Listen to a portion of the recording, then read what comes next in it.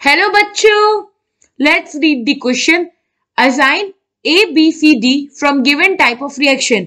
A for disproportionation reaction, B for comproportionation reaction, C for either intermolecular redox reaction or displacement reaction, and D for either thermal combination redox reaction or thermal decomposition redox reaction.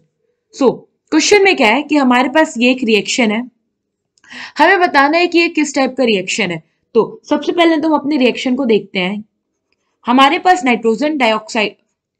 हमारे पास nitrogen gas है. ये oxygen gas के साथ react कर रहा है high temperature पे, और प्रोडक्ट में हमें मिल रहा है नाइट्रोजन मोनोऑक्साइड. ये हो गया 2. अब हमारा इक्वेशन हो गया बैलेंस. ना अगर आप देखो यहां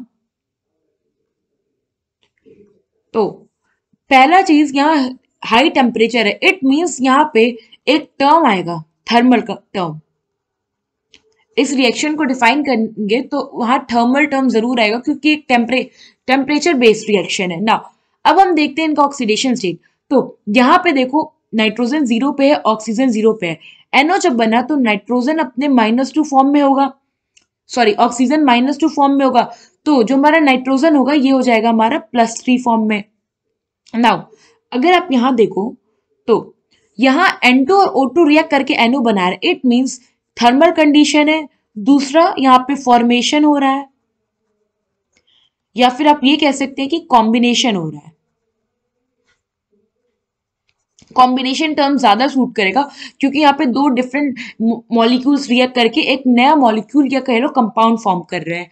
तो अब यहां पे N जो है वो 0 से +3 में गया है.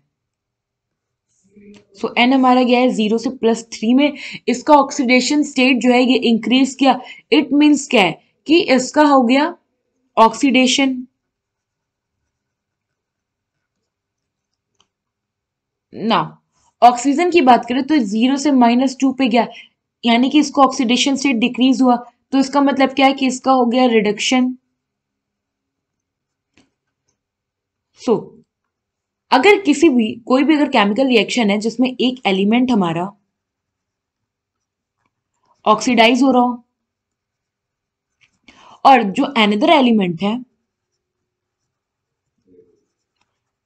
ये आपका रिड्यूस हो रहा हो, तो ऐसे केमिकल रिएक्शन को हम कहते हैं कि रिडॉक्स रिएक्शन है.